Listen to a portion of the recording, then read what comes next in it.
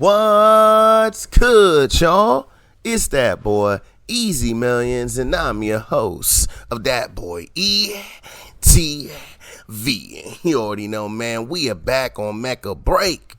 And boy, oh boy, I've been trying to make sure I get and do videos, but I've been on the grind on so many of these games.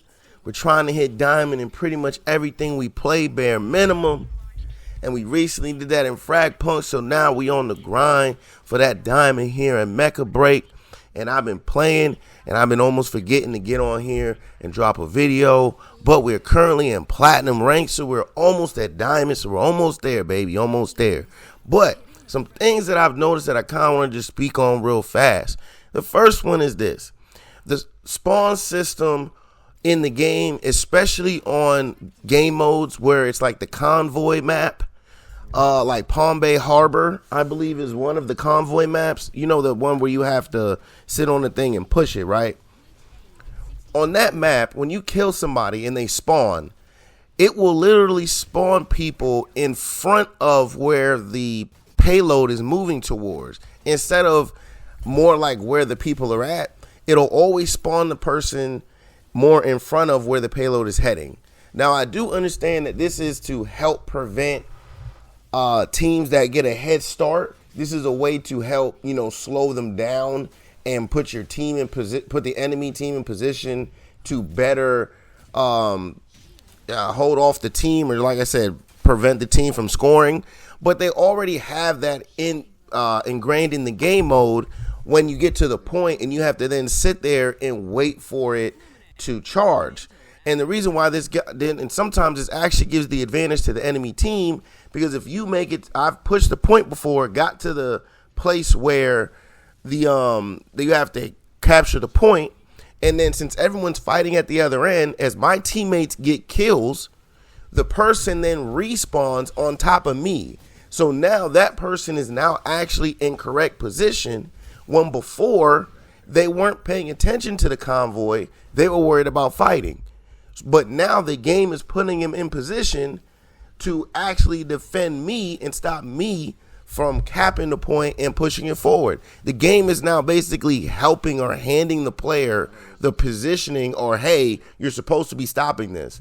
Because not only in convoy, you can't get distracted fully with the fighting. You have to understand that the point is a thing. So the spawn system, in my opinion, I understand it, but it's just a little weird. Like, I don't know how I feel about it always putting the enemy team in position to stop you, especially when they weren't really paying attention in the first place. Now, another thing that I want to kind of talk about is I've never actually played pubs in this. I don't know about the rest of you guys, but I've never actually played like a public version of like these game modes. I've only ever played ranked, because for some reason, when I first loaded into the game, it had me on ranked already. But when you come in there, are you able to switch your mechs in the public version of this game? In the public, matches in this game, can you switch your mechs? But regardless, even in rank, right? How do y'all feel about being able to switch mechs in rank? I have a homeboy that plays, and he feels like he likes the fact that it actually locks you into the mech that you're playing. And something I can compare this to would be like Marvel Rivals. When you're playing that, it's similar to this, 5v5, and then you have the characters. But each person can actually switch the character during the game at will, even in ranked, right? So sometimes it is a downfall, detriment to the team, but also sometimes this could be a positive, where sometimes, like, let's say you come in and you don't necessarily know what game mode is associated with what map. So for those who don't know, the game mode is associated to the map, and it doesn't just tell you what game mode you're running. So let's say you forget which game mode you're running and you pick the wrong mech for that game. You're now hard stuck on that mech and you can't change it.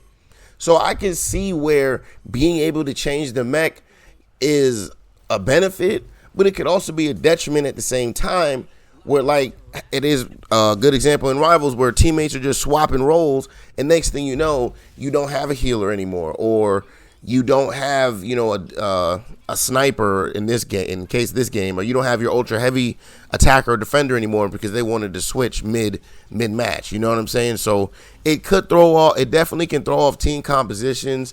and the way the teams work, because most people choose their mechs initially based off what they see or just their mains. So it's just something. But how do y'all feel about possibly being able to change your mechs during the matches? Do y'all agree with that or not? Now, the other thing I want to know is, so if you when you have your main mech sitting right there on the screen, that's the one you want to load into the game with. Now, what determines if two people load in, it will then throw one of the players onto another mech, right? What determines who gets the primary mech? Like if I go in with Stego and someone else goes in with Stego, why am I the one that gets switched over to Sky Raider and this person keeps Stego? Is it because they have more mechs available? Do I have more mechs available to me than them? Is that what it is? Even if I set Stego as my default, I'm still the one getting switched off. So is it because I have more mechs than them, which I assumed was a thing when the beta was around, because I'm pretty sure that's how that worked.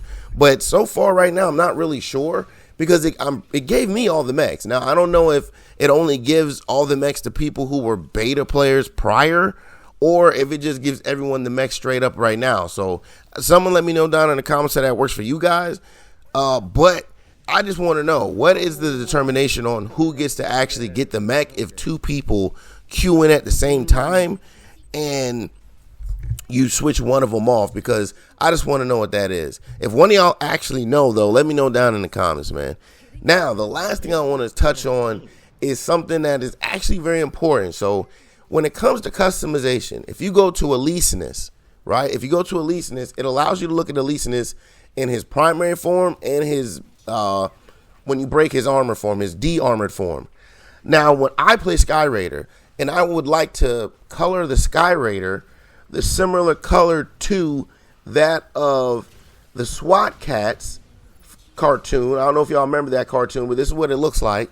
But in order for me to do this, I need to actually be able to see Sky Raider in his flight mode in customization. You can't actually switch Sky Raider to flight mode in order for me to set the paint correctly, because I'd rather set the paint correctly on his flight mode, and then whatever he looks like when he's out of flight mode is what he happens to look like, because I want him to look like, again, the SWAT Cats plane. But it's hard for me to do that when I'm only seeing him in his full-on mech form.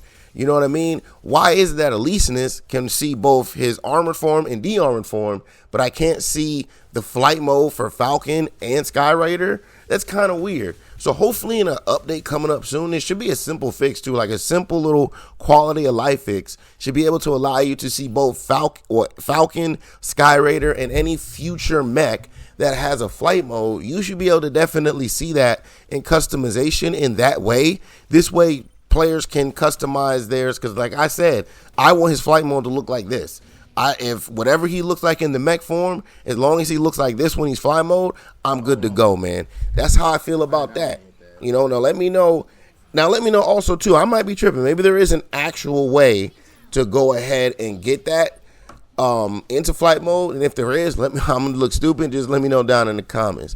Now the last thing I say before I get out of here is, I'm actually learning Alesinus, as you can see here in the background, so please do not roast me in the comments. I get it. I was bad with my energy because I was thinking in my head he's similar to the Flyers, the way I was trying to move with him. So I'm getting better with Alesinus, all right? Just don't fry me too hard in these comments, man. That's all I want to know, man. But, hey, let me know. How do y'all feel about the overall spawn system and how it works? Do y'all think mechs should be allowed to be swapped during the game? Do y'all know, and what does determine who gets swapped off mechs if two people queue up? And will they finally let flight mode be a thing, so let us customize our mechs, man? Let me know down in them comments, and let's get a conversation started, man. But I'm going to leave y'all off with the rest of this gameplay here in the background, and I hope y'all enjoy that, man. But as always, please like, comment, subscribe, follow, share, become a supporter, and catch me streaming on Facebook Gaming and Twitch at that boy ETV. Catch you on the next one. I'm out. Peace.